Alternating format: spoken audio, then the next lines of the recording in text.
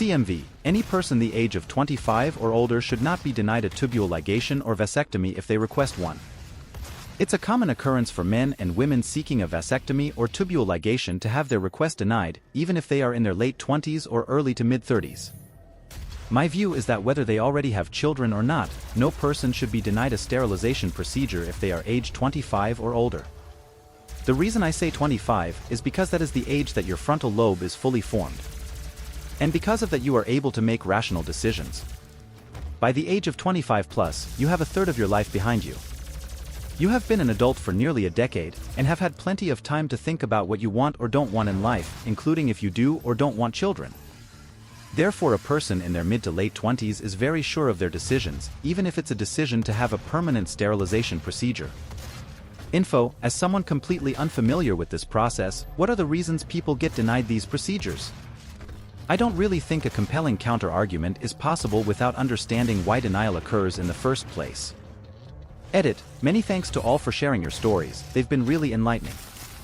It's quite depressing to see a common theme emerging, namely that the process often rests on the moral philosophy of the doctor and/or their own personal, non-medical opinions, seemingly often above the actual best interests of the patient.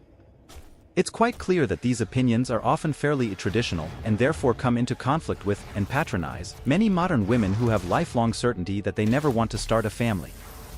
Sadly and predictably, it seems the same standards are far less often applied to men requesting the equivalent. Hopefully this process does move towards some more robust legislation, so that at least there is a clear framework for decision-making which removes the feelings of any one doctor. A lot of young people, aged 25 to 35, get denied a vasectomy or tubule ligation because they're young and will change their minds in the future. I am going to make 2 points. Firstly, I am going to agree with you and disagree with the majority of posters here. Any answer that includes, because you might change your mind, as a reason is completely and utterly wrong.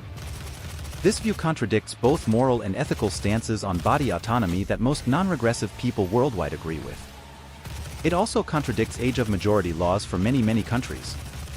Once the government in your jurisdiction agrees that you are an independent adult, you have sovereignty over your decisions as they concern your body. Yes, it may be a bad decision. Yes, it may be a decision you regret in the future. But it involves you and you only, and it is absolutely your decision to make. The second part will be an echo to many replies here. Just because you have a right to make this decision, does not mean you have a right to force someone to assist you in it. This is in the realm of other very nuanced situations, like abortion, gender reassignment, and assisted suicide. So no, I don't think you should be able to compel a physician to perform this procedure against their wishes. Having said that, I do believe that the system should be designed such that you should be able to easily find a provider for the service you desire. Study after study has shown that individuals denied professional assistance with these types of procedures will frequently turn to the illegal market, with results that are drastically less safe. So let's turn the argument around. What are the pros/cons for a doctor to agree to perform an elective procedure on a young person? The pro is of course money and likely little risk of complications. Now, what about the cons? The first is a question of increased liability later if the patient changes their mind. Did the doctor do enough to counsel the patient on implications prior to making a permanent change? What is this risk and how worthwhile is it to expose oneself to this risk? For a lot of doctors, they simply do not need the business to do this. Therefore, they sidestep that whole future liability by not accepting you as a patient. Remember, this is not life-threatening, does carry risks, and is 100% voluntary. Doctors are under no obligation to provide this service to you. It is much the same with cosmetic surgery. Just because you want something does not obligate another to provide it for you. So let's turn the argument around. What are the pros/cons for a doctor to agree to perform an elective procedure on a young person? The pro is of course money and likely little risk of complications. Now, what about the cons? The first is a question of increased liability later if the patient changes their mind. Did the doctor do enough to counsel the patient on implications prior to making a permanent change? What is this risk and how worthwhile is it to expose oneself to this risk? For a lot of doctors, they simply do not need the business to do this. Therefore, they sidestep that whole future liability by not accepting you as a patient. Remember, this is not life-threatening, does carry risks, and is 100% voluntary. Doctors are under no obligation to provide this service to you. It is much the same with cosmetic surgery. Just because you want something does not obligate another to provide it for you. But don't patients sign a waiver before any medical procedure to say they understand the risks of the procedure? So for a sterilization procedure, one of the risks is that it's permanent and they understand that. And if they sign that waiver, doesn't that mean they can't sue the doctor later on? You are looking at the medical profession as if it is service industry, that you should be able to ask for something and they should provide it.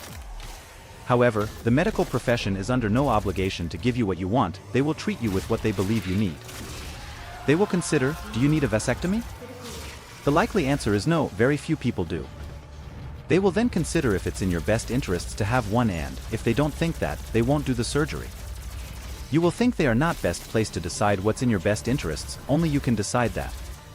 However, you're not best placed, you're a 25-year-old man who doesn't need the surgery to achieve what you want, there are safer and cheaper ways of not having children.